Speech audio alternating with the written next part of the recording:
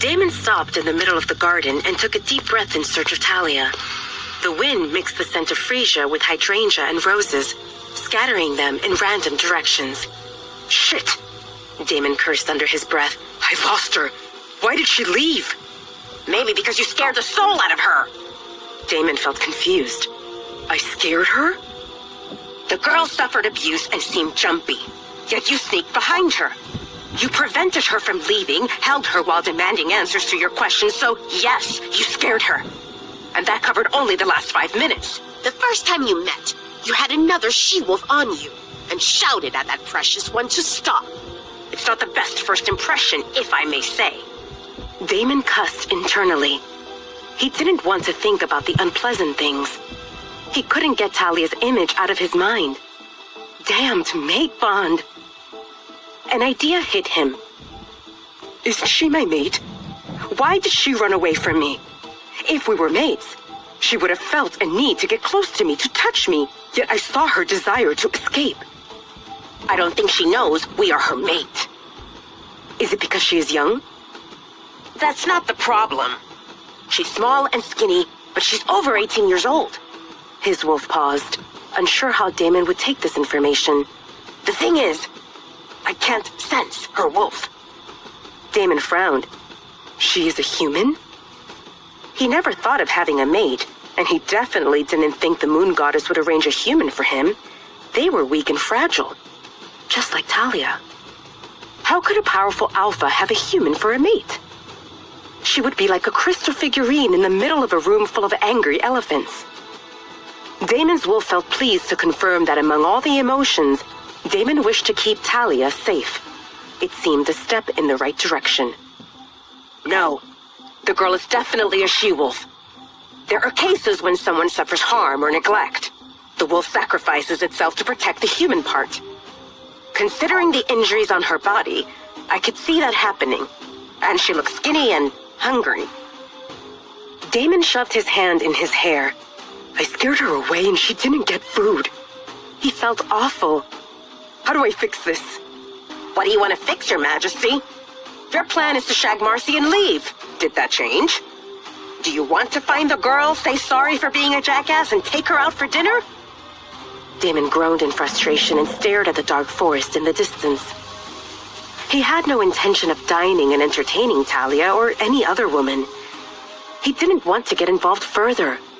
His mind told him to stay away from the girl with the copper-colored hair, because with every passing second she changed him in ways he didn't like. Damon craved control. He needed to be in charge, and Talia's existence did the opposite. He told himself to stop thinking about her and to move on. Could he stay away after getting a taste of her addictive scent? And the sparks upon touching her felt phenomenal. Damon came out for a run, and now he didn't feel like running. He wanted to find Talia, but he had no idea where she disappeared. And even if he found her, Damon wouldn't know what to say. All this confused him greatly. The next morning, Damon spoke to Kaden and Maya through their mind link. Are you guys up? We are now, Kaden grumbled. They had an understanding that nights were reserved for privacy between Kaden and Maya, and unless it was important, Damon would not disturb them. Technically, it was morning, but it seemed way too early. The reports from Europe are still not ready. It's just past 5 in the morning, Kaden said, assuming that Damon felt impatient to find dirt on Marcy. We should receive them soon. I will call our men to confirm the status. That's not it. Maya sounded concerned. Did something happen? Kaden, can you come to my room? Coming. When Kaden arrived, he closed the door behind him before facing Damon. It took him a moment to realize that Damon didn't look good. What's going on? Are you okay? Were you attacked? Kaden's eyes darted through the room, and it took him a second to spot 2 pieces of torn fabric on the floor. Panties. Kaden shook his head in disapproval. I know you have good stamina. Don't get drained this much. You look like dog vomit. Damon felt not in the mood to explain. He had other things on his mind. Things that kept him up the whole night. He tossed and turned in bed, and nightmares kept him awake. Damon dreamed about the copper-haired girl crying as dark shadows choked her. Damon wanted to help her, but no matter how much he slammed into the invisible barrier between them, he couldn't get through. His shouts did nothing, yet he heard her every whimper clearly, and he jolted out of his sleep every time the dark shadow hit her hard, drawing blood. Eventually, he gave up on sleeping and went to shower, trying to clear his mind, but he still felt restless, so he decided to call Kaden and try to get some answers. "How did you feel when you met Maya?" Kaden's smile froze. What kind of question was that? Damon always mocked the mate bond.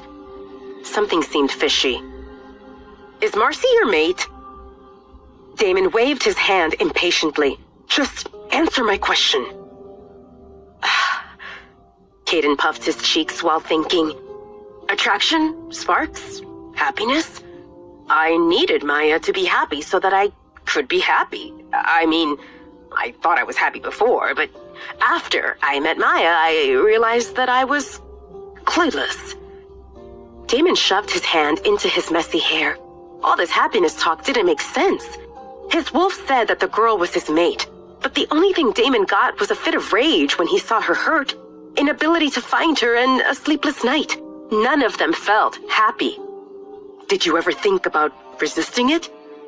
"Resisting Maya?" Kaden raised his eyebrows in surprise. "Why would I do that? She was the best thing that ever happened to me. I waited for her, exactly her, for more than 2 decades. I would be an idiot to reject her." "Reject her," Damon mumbled. "Yes, you can't resist the mate bond," Kaden explained when he saw Damon's perplexed expression. "The more time you spend with your mate, the stronger the bond gets. The only way to stop it is if you cut it at the root by rejecting your mate, and she accepts. But only idiots do that." "What if Maya were in danger because of you? What would you pick? Her safety or your happiness? What if the only way to keep her safe was to reject her?" Kaden frowned. What happened to Damon? It looked like he lost his marbles. "What kind of nonsense is that? I can't be happy if Maya suffers harm in any way. Her safety comes first. However, if we are apart, we won't be happy. Rejection will harm us both, so we might as well face that danger together." Kaden scrutinized Damon. "I answered your questions, and now you answer mine. What's going on? Did you spend the night so deep in 2 pussies that they made you stupid?" "I don't know what's going on," Damon responded irritably. "When I figure it out, I will let you know." "All right," Kaden agreed. He knew that if Damon didn't feel like talking, he wouldn't say more. "We're leaving after breakfast, right?" Damon hesitated. Could he really leave without seeing the copper-haired girl again? Just one more time, to make sure her bruise is healed, and maybe to touch her again, and confirm that those sparks were real and he didn't imagine it. "Let me think about it. We might stay longer. I will talk to Alpha Edward after breakfast, and it will depend on that conversation." Kaden swiftly exited the room, leaving Damon lost in his thoughts.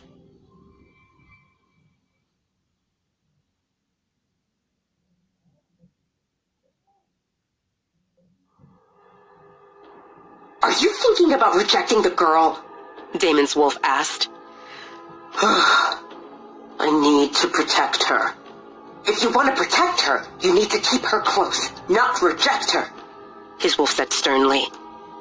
They had already talked about keeping Talia safe, but he remained far from finding a solution that would work. His wolf explained that without her wolf, Talia didn't feel the bond, so Damon's presence, or absence, didn't impact her. At most, Talia would feel attracted to him, and if Damon wanted to win her over, he would need to do it the human way, romance her until she fell in love with him. Assuming he succeeded, and she accepted him, it would not guarantee a lasting relationship. Without the mate bond, she could fall out of love at any time. Of course, if they went through the mating ceremony and he left his mark on her, the bond would form, but he would need to reach the point of the girl accepting him.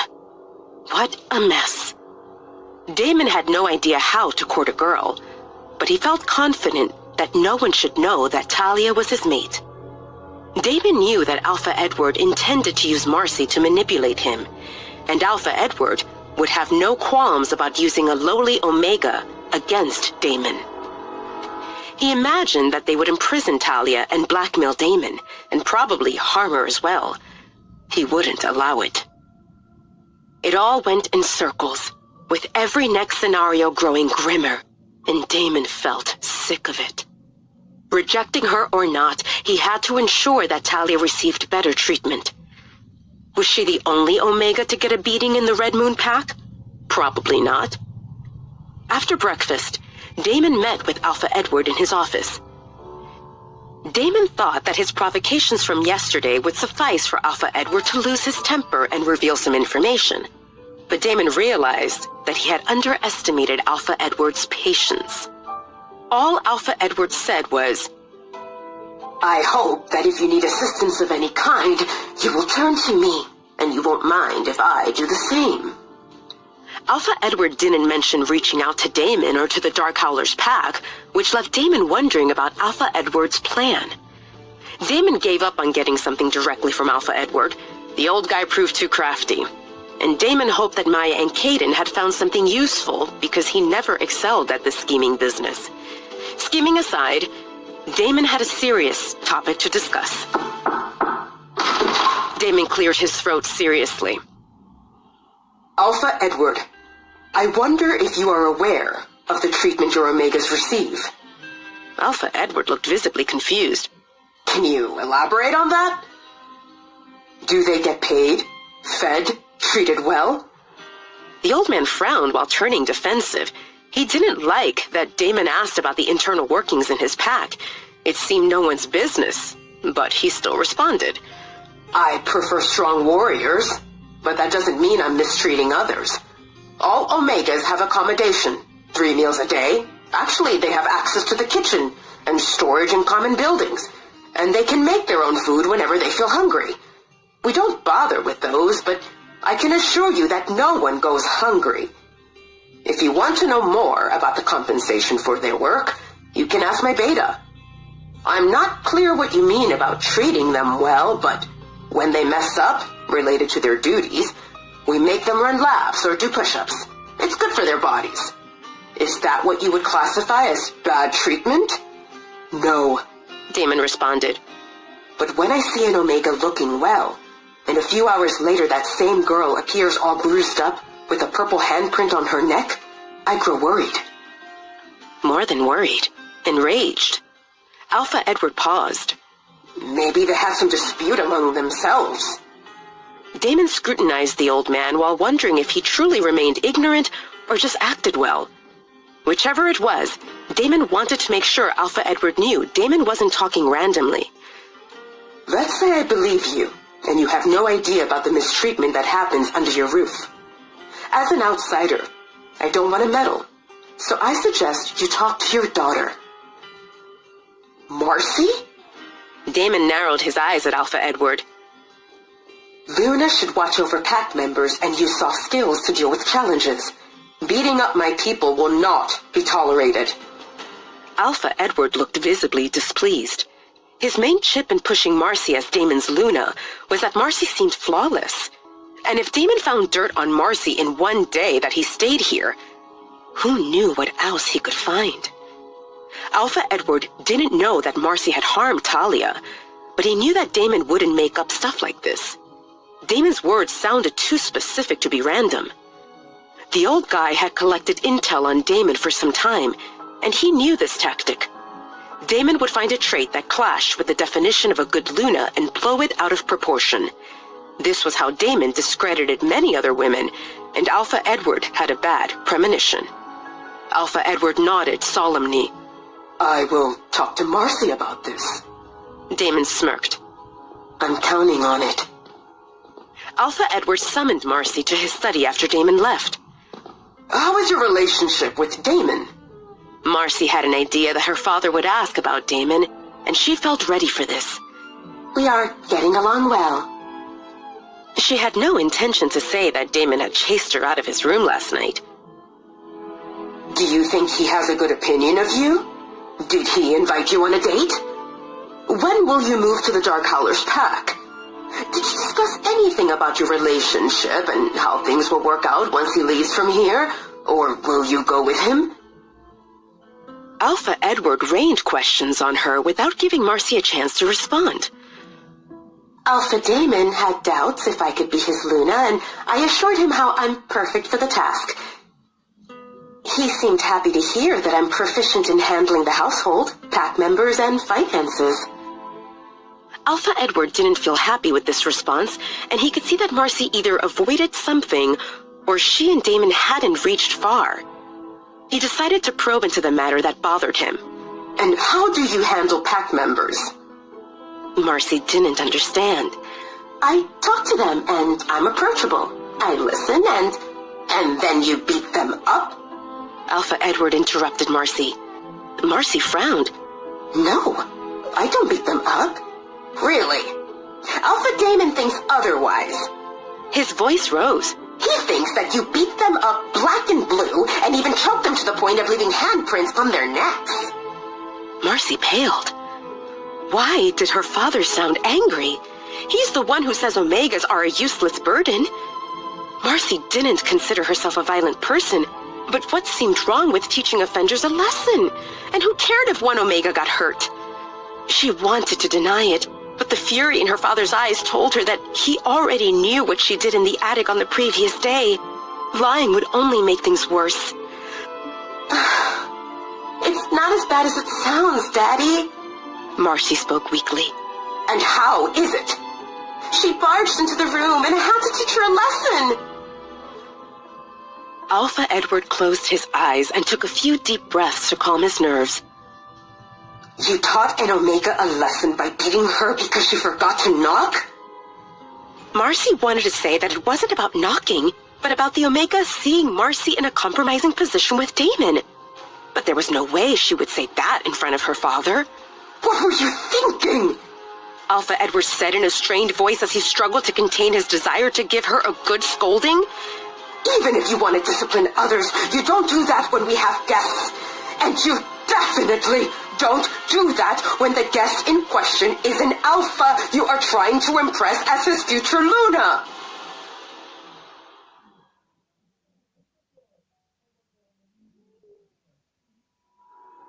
Alpha Edward rubbed his temples and scolded Marcy. Didn't you read the information on the Dark Howlers pack I gave you? Unless it's a serious crime, they don't resort to physical punishments. As a Luna, you need to be caring and gentle, not only toward your alpha, but toward every pack member. How will he take you in as his Luna if you are beating people for small mishaps? Only after you establish yourself can you do what you want, and until then, you need to follow his rules. He looked at her grimly. I hope, for your good, that you can fix this. If your stupid stunt ruins all plans I made, you will pay for it, Marcy. Marcy nodded obediently. Yes, Father. Marcy jolted when her father smacked the desk. Don't you yes, Father me! I want you to find Damon and make sure he accepts you as his Luna. Do whatever it takes. Do you understand? Marcy nodded fervently and felt relieved when her father waved at her to leave. Marcy rushed into her room, closed the door behind her, and released the breath she was holding. That was scary. Marcy washed her face, reapplied her makeup, and picked a fine dress that had just the right amount of cleavage before finding Damon. Marcy spotted Damon standing in front of his room with Caden and Maya. Are you guys going out? Caden nodded. Your brother offered us a tour that includes observing warriors training. Marcy pursed her lips. She wanted to be with Damon and talk, but she didn't want to get close to smelly soldiers. She hated all that dirt and sweat, and she stayed away from the training grounds. Can I help you, Marcy? Damon asked dryly, and Marcy noticed that he was much colder to her than yesterday. Damon didn't pay attention to her during breakfast, and she assumed he sulked because she told him to stop the previous night. But now she knew that it was also about the wretched girl who hid in the attic, a.k.a. Talia. Marcy grew anxious. Did Damon think she was violent in nature while wearing a smiling mask in public? Did he see her as a two-faced woman? That was a possibility. No wonder her father was angry. Who would marry a woman like that? She cursed internally. Instead of showing him her best and dazzling self, she ended up rejecting him last night, and he found out her little mishap. Marcy smiled sweetly at Damon. I was hoping that we can have a word and clarify a few things. Damon glanced at Caden, who nodded in understanding. Maya and Caden left, and Damon and Marcy entered Damon's room. Marcy threw herself at Damon and hugged him tightly. After an awkward second, Damon pried her arms open and held her by the elbows, one step away from him. What are you doing? I'm sorry. What are you sorry for? My behavior yesterday was not acceptable. Damon had a good guess that Marcy had been scolded by her father, but he didn't know if she referred to beating up Talia or about leaving his room. And there was also a possibility that Marcy did something else and he didn't know about it. You came here to apologize. Damon summarized and released her arms. Do it without physical contact. Marcy nodded. I also want to fix it. Damon grew confused. What was she talking about? How could she fix anything that already happened? The best thing was to ask questions and not jump to conclusions. Damon leisurely walked to the sofa chair and sat down, eyeing Marcy. How will you fix it? Marcy took in a shaky breath. His domineering posture turned her on a little. Last night, I was not thinking straight. I said some things and I didn't mean it. Damon smirked as he guessed which way this was going. You didn't mean what you said? About what you would and would not do? Marcy swallowed down her embarrassment. I mean, I said that we should at least know that we are on the path of marriage. And we are, so I'm fine with whatever you want. And what if I wanted to have my way with you? Marcy's eyes widened. His choice of words caught her by surprise. It was direct. I'm fine with that, she responded. Damon felt a mix of rage and excitement. Marcy left him hanging, and if she thought that offending an alpha came without a price to pay, she was up for a nasty surprise. Good. Undress. Marcy quickly unbuttoned the two front buttons of her dress, and the dress slid down her body, bunching around her ankles. Marcy stood in front of Damon, wearing blue lacy underwear that didn't leave much to the imagination. Damon's expression remained unreadable as he observed Marcy's flawless body for a few seconds, and then he pointed at her bra and panties. All of it. She didn't hesitate, fearing that even 1 second would make one of them change their mind. Marcy kicked her panties to the side and lifted her gaze. She frowned at the sight of Damon pointing his phone at her. Is he taking photos or video?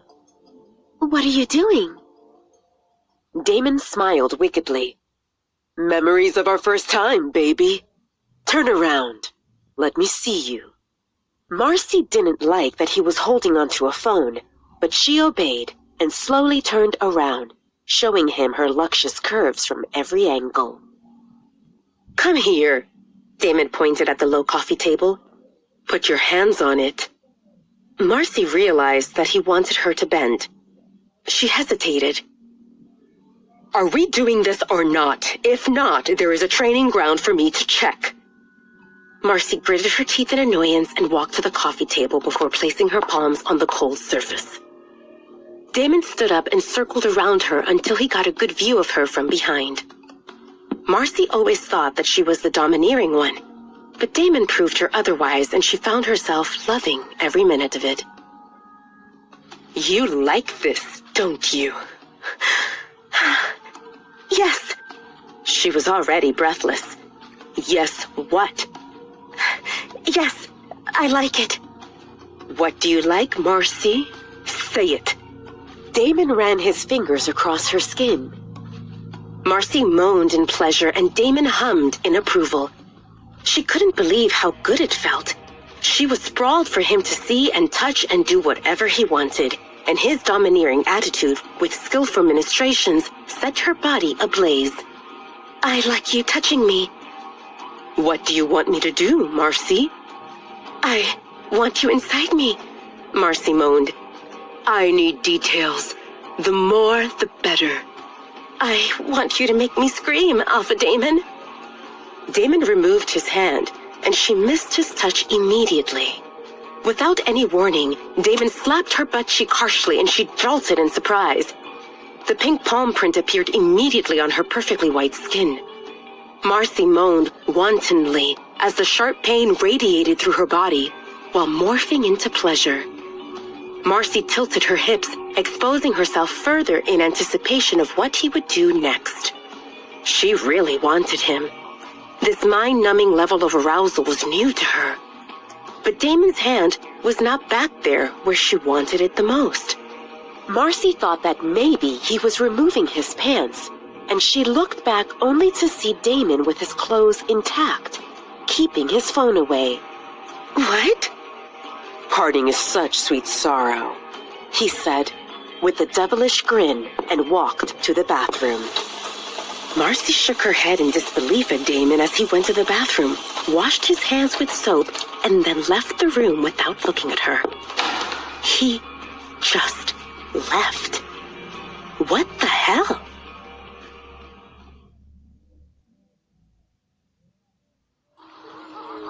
Damon used his mind link to confirm Kaden and Maya's location. The two stood on the side watching warriors train in a vigorous exercise. The warriors held big logs above their heads while running an obstacle course. Those who tripped or dropped the log received punishment of push-ups before continuing. Damon wondered about their guide, James's whereabouts, then spotted him among the warriors. "That went fast," Kaden teased as Damon joined them. "Shut up," Damon growled. "What's the status here?" Kaden gestured toward a few warriors monitoring others. "Those generals will finish this session in about 10 minutes. Then we can meet with them before the next session starts." Damon hummed in approval and pushed his phone into Kaden's hand. "Here, don't let others hear the sound." Kaden tapped his Bluetooth device, connecting it with Damon's phone. Maya huddled closer to Kaden. Her good werewolf hearing allowed her to hear the sounds that were flowing into Kaden's ear. The two are stunned, looking at the video. "When did you take this?" Maya asked Damon. "Just now," Damon responded coolly. Kaden's eyebrows shoot up. "That was quick. Normally you take at least an hour." Damon made a sour face and continued through the mind link. "I didn't go beyond what you saw." Kaden's eyebrows were so high that they nearly reached his hairline. "You didn't go beyond this? She was willing? What happened?" Damon was not in the mood to explain. Actually, even he was not sure how to explain it. He had the perfect opportunity to take advantage of her, but something seemed off, and that something was more than just his hurt ego and desire to punish her. "Let's focus on what's important," Damon reminded Kaden and Maya. "With this, we got enough to scandalize Marcy, but I want proof that she fooled around with another guy, or she can spin it how this was only for me." Kaden and Maya nodded in understanding. "What do we have so far?" Damon asked, and after 2 seconds of silence, he spoke again. "Please, tell me we have something." Ever since he inhaled that sweet scent of freesia, Damon felt restless in the Red Moon Pack and wanted to end this farce quickly. "We just need to keep trying." Finally, Kaden responded, "Marcy acted carefully. As much as word spread that she got handsy with several guys, no photos or videos exist." Damon exhaled in frustration. "Find those guys. Someone kept a souvenir." "I'm on it," Kaden assured him before adding, "but it will take longer." Maya took her turn. "The staff talks about how their Alpha and Luna act strict, but nothing we can use to smear them publicly exists. It's all minor offenses. Damon thought this seemed odd. What about punishments? Anything on Marcy? Maya shook her head. They make them come to the training ground, and at most they end up with sore muscles. It doesn't make sense, Damon pressed. Last night, I saw a girl in the kitchen looking for food. She had bruises with the purple handprint on her neck. I feel confident that Marcy did it. We should talk to that girl, Maya suggested. Caden shook his head. He didn't think that would work. They'll probably keep that girl out of sight, at least while guests visit. And even if we find her, she might not talk against Marcy out of fear of getting punished again. We can offer her refuge, Maya offered. So many werewolves come to our pack. One more or less won't make a difference. She looked at Damon, who wore an unreadable expression. Let me talk to her. What's her name? Where can I find her? Damon shook his head. I don't know. We didn't get that far. I just saw that she looked scared and beaten, then she ran away. He didn't want to mention losing her scent. That brought great shame for any werewolf. Considering your mood lately, you probably scared her away, Caden said matter-of-factly. Maya giggled. Does this version of Damon seem grumpier than normal grumpy Damon? She turned to Damon. Don't tell me that Marcy gets to you. I can name right now at least 5 women who acted more excessive in coming on to you. Damon rubbed his face forcibly. I'm sick of this shit and want to finish it. Let's wrap this up and head home. Damon stood up and Caden said, We're supposed to meet generals in 10 minutes. I'll be back then, Damon said and walked away, leaving puzzled Caden and Maya behind. What got into him? Maya asked Caden through their mind link after ensuring she blocked Damon from eavesdropping. Caden shrugged. I have no idea. Will you try to find that girl? Maya made a face. I don't have much to go on. Omegas here act extremely submissive toward Alpha Edward, and it won't be easy to make any of them talk against him. I can't go around asking if anyone saw a girl with bruises. It will only attract attention to us. Caden agreed with Maya. Asking random questions might bring trouble their way. They came here on a friendly visit that should end with 2 packs creating an alliance through marriage. And if caught snooping around, it might backfire big time. As promised, Damon returned in time to meet the generals. After that, he went to roam the place, hoping to pick up the sweet, citrusy scent of freesia. Damon knew that as a guest, he couldn't go anywhere he wanted, so he asked Alpha Edward to assign him an escort. Can Marcy accompany you? Alpha Edward asked. He obviously wanted to increase the time that Damon and Marcy spent together. He immediately contacted Marcy through the mind link, and after a brief pause, he said, Oh, sorry, she's busy right now. Can you wait a little bit? Damon guessed that Marcy sulked after he left her hanging in his room. That made him feel good. Damon didn't care who accompanied him. He had no clear goal in mind, and as long as that person didn't get in his way, it seemed fine. I'd like to start now, if it's okay with you. You can tell Marcy to join me whenever she's ready. Alpha Edward wondered why Damon seemed in a rush, but he didn't question it. Damon wanted to walk around, and he even acted considerate enough to ask for someone to escort him. It took Alpha Edward 2 seconds to find his next candidate, a person who knew what went on and wouldn't embarrass him. Nora waited for Damon in front of the study with a big smile on her face. Alpha Edward asked me to escort you and to answer any questions you might have. Damon hummed in understanding. Take me to where Omegas stay. Sure. Damon eyed Nora. If she was surprised by this demand, she didn't show it. Damon observed the 2-story high building. The bottom floor had a kitchen, a common area that doubled as a lounge and dining room, and 4 bedrooms. The upper floor had 10 bedrooms.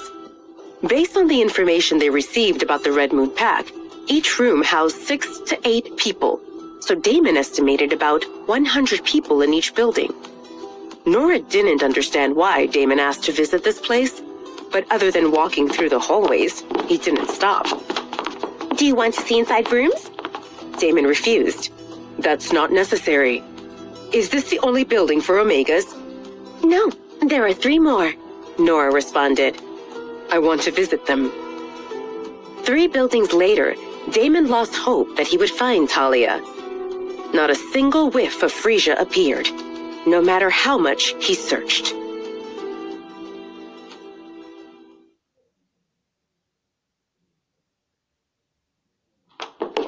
After 4 buildings without any hints of Talia, Damon was frustrated. Are you looking for anything in particular? Nora asked when she saw Damon spacing out in the middle of the hallway.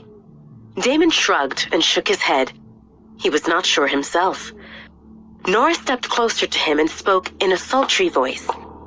Whatever you want, I can give you. Damon frowned. Keep your distance, Miss Nora, or people might get the wrong idea. She didn't move, and his expression darkened. Do you want to start the rumors about us? I wonder, what would Alpha Edward say if he thinks there is something going on between us? I'm sure you are aware of my reputation. One more girl won't make a difference, but for you, who tried to ruin Marcy's chances of becoming the Luna of the Dark Howlers pack. Damon clicked his tongue. Nora gave him a tight smile and increased the distance between them. She got the message to stay away. For now. Damon became immersed in his thoughts, completely ignoring Nora, who fidgeted by his side. He was recollecting everything he knew about Talia and tried to come up with something that makes sense. Damon assumed that Talia was an Omega because she brought towels into his bathroom and because of the poor treatment she received. If she had any standing, Alpha Edward wouldn't be oblivious that she was mistreated. Of course, there was a possibility that Alpha Edward knew about it and he was pretending to be oblivious. However, if he was concealing the issue, he would deny it and not tell Damon that he would talk to Marcy. Damon spent the last decade among alphas, and he learned a thing or two about reading them. He was confident that Alpha Edward didn't know that Marcy, and maybe someone else, was physically punishing Omegas. Damon wanted to ask Nora if she knew something about beatings, or the girl with copper-colored hair, but he quickly decided not to. He didn't want to appear to be snooping into something that was not his business, and if anyone suspected that he was specifically interested in one girl with poor standing, that could backfire big time. The last thing he wanted was to jeopardize Talia in any way. He had to connect the dots on his own. Anyone with such injuries would probably stay in bed, either in the pack hospital or in her room, and an Omega would help her out. Hell, even if she was an Omega, someone should take care of her and not let her search for food in the middle of the night. The fact that she was looking for food in the middle of the night while injured meant that she didn't have dinner, and her skinny appearance told Damon that she skipped many other meals as well. His heart ached. He thought that maybe she committed some crime and was being punished. But if she was imprisoned or tortured, she wouldn't be able to come to the kitchen, so he crossed that off as a possibility. If Talia was an Omega, she would live in one of these common buildings, and Damon could pick up her scent. Another mystery was, why would she look for food in the pack house when there was a kitchen in each of these buildings? The more Damon thought about it, the less sense it made. It all felt like he was trapped in a game of hide and seek. He was exasperated and his mind was a mess. His life was so much simpler before he saw that girl sneaking out of his room while Marcy was pleasuring him. Damon didn't want to think about Talia, and he couldn't believe that he spent so much time searching for her. The girl ran away and she probably didn't care about him. The smartest thing to do was leave this pack and return to his routine. Eventually, her addictive scent would fade from his mind, and he would be normal again. Compared to this emotional turmoil, he would take Cassie's erratic screaming anytime.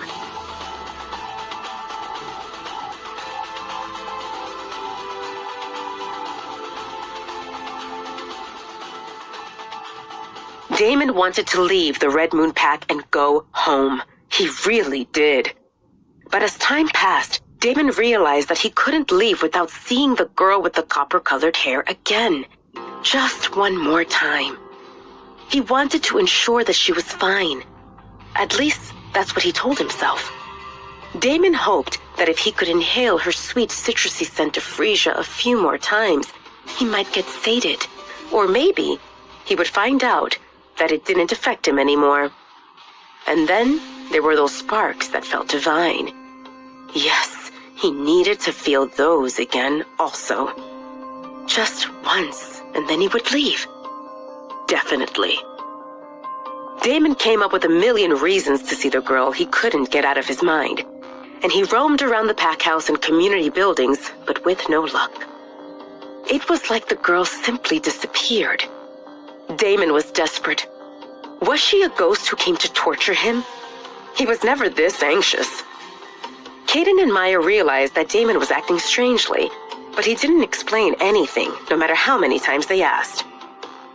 Damon was irritable, and he said more than once that they were leaving, only to turn around and tell them they were staying longer. To say that Maya and Kaden were confused was an understatement. When Damon announced that they would stay another night, Kaden and Maya started suspecting that Marcy, or Alpha Edward, drugged Damon, or cast a mind-muddling spell on him because this was not Damon they knew.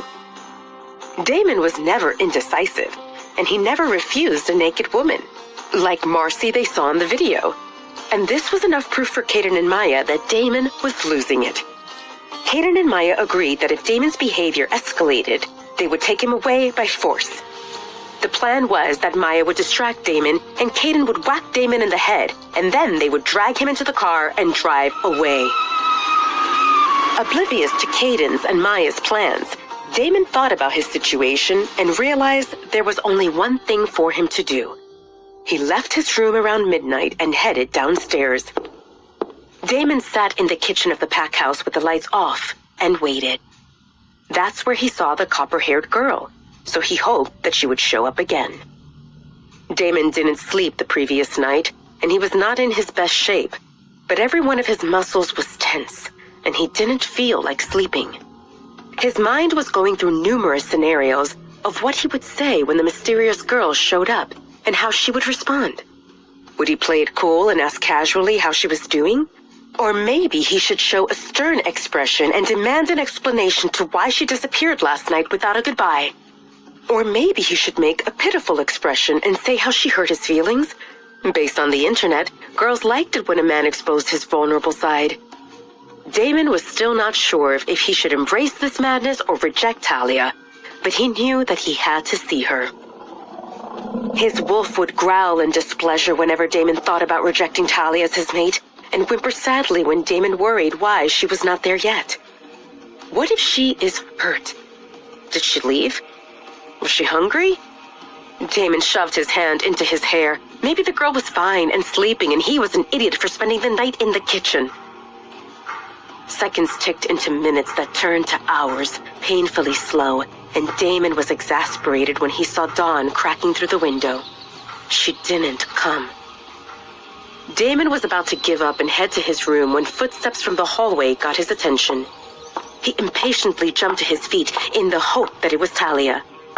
Damon's handsome eyebrows came together when he saw a woman with a duster in her hand, a blonde Omega in her late 20s.